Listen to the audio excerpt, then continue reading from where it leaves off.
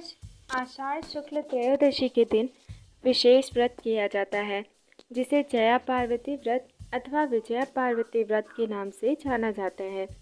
यह मालवा क्षेत्र का लोकप्रिय पर्व है और बहुत कुछ गणगौर, हरतालिका, मंगला गौरी और सौभाग्य सुंदरी व्रत की तरह है। इस व्रत से माता पार्वती को प्रसन्न किया जाता है। नमस्कार दोस्तों, स्वागत है आप सभी का आपके अपने YouTube channel Vrindavan status gallery पर। आज हम जानेंगे जया पार्वती व्रत के बारे में।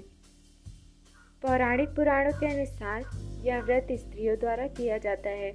माना जाता है कि यह व्रत करने से स्त्रियों का अखंड सौभाग्यवती होने का वरदान प्राप्त होता है। मान्यताओं के अनुसार इस व्रत का रहस्य भगवान विष्णु ने माँ लक्ष्मी को बताया था। कहीं इसे सिर्फ एक दिन और कहीं इसे 5 दिन तक मनाया जाता है। बालू रेत का हाथी बनाकर उन पर 5 प्रकार के फल, फूल और प्रसाद चढ़ाए जाते हैं।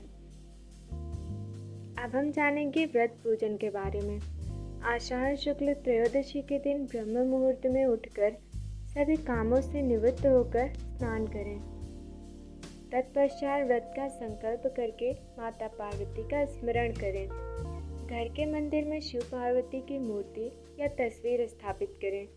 फिर शिव पार्वती को कुमकुम, शतपत्र, कस्तूरी, अष्टगंध और फूल चढ़ाकर पूजा करें। तत्पश्चात ऋतुफल तथा नारियल, अनार व अन्य सामग्री अर्पित करें। अब विधि विधान से षोडशोपचार पूजन करें। माता पार्वती का स्मरण करके स्तुति करें। फिर माँ पार्वती का ध्यान धरकर सुख, सौभाग्य और गृह शांति के लिए सच्चे मन से प्रार्थना करके अपने द्वारा हुई गलतियों की क्षमा मांगे। तत्पश्चात कथा श्रवण करें। कथा के बाद आरती करके पूजन को संपन्न करें। अब ब्राह्मण को भोजन करवाएं और इच्छानुसार दक्षिणा देकर उनके चरण छूकर आशीर्वाद लें। अगर बालू रेत का हाथी बनाया है तो रात्रि जागरण के पश्चात उसे नदी या जलाशय में विसर्जित करें। पौराणिक कथा के अनुसार किसी समय कौंडिन्य नगर में वामन नाम का एक योग्य ब्राह्मण रहता था। उसकी पत्नी का नाम सत्या था। उनके घर में किसी प्रकार की कोई कमी नहीं थी, लेकिन उनके यहाँ संतान नहीं होने से वे बहुत दुखी रहते थे। अब हम ये सुन रहे हैं जया पार्वती की कथा। एक दिन नारद जी उनके घर पधारे। उन्होंने नारद जी खूब सेवा की और अपनी समस्या का समाधान पूछा। तब नारद ने उन्हें बताया कि तुम्हारे नगर के बाहर जो वन है उसके दक्षिणी भाग में बिल्व वृक्ष के नीचे भगवान शिव माता पार्वती के साथ लिंग रूप में विराजित हैं। उनकी पूजा करने से तुम्हारी मनोकामना अवश्य ही पूरी होगी। तब ब्राह्मण दंपति ने उस शिवलिंग को ढूंढकर उसकी विधि विधान से पूजा अर्चना की। इस प्रकार पूजा करने का क्रम चलता रहा और 5 वर्ष बीत गए।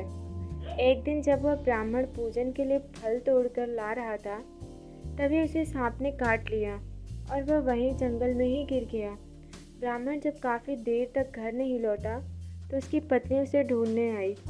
पति को इस हालत में देखकर वह रोने लगी और वन देवता व माता पार्वती को स्मरण किया।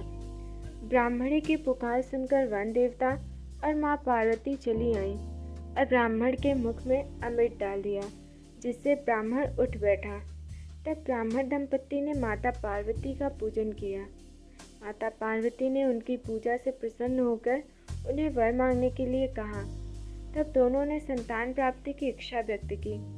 तब माता पार्वती ने उन्हें विजया पार्वती व्रत करने की बात कही।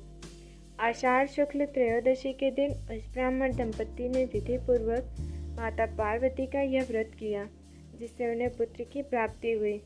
इस दिन व्रत करने वालों को पुत्र रत्न की प्राप्ति होती है तथा उनका अखंड सौभाग्य भी बना रहता है। तो दोस्तों, ये थी जया पार्वती की कथा और व्रत का नियम कैसे है, पूजा विधि कैसे है। तो दोस्तों, उम्मीद करती हूँ आप सभी को ये ऑडियो फॉर्मेट ज़रूर पसंद आएगा। आप हमें फीडबैक देना ना भूलिएगा। जब आप हमें फीडबैक देंगे तो हमें पता चलेगा कि हमारे ऑडियो में क्या त्रुटि है। और हाँ, आप आगे कैसा वीडियो चाहते हैं या किस टॉपिक पर चाहते हैं, आप ये भी हमें कमेंट में ज़रूर बताएं। हम पूरी कोशिश करेंगे कि वो ऑडियो आप तक ज़रूर पहुंचाएं। Thank you so much. Radhe Radhe.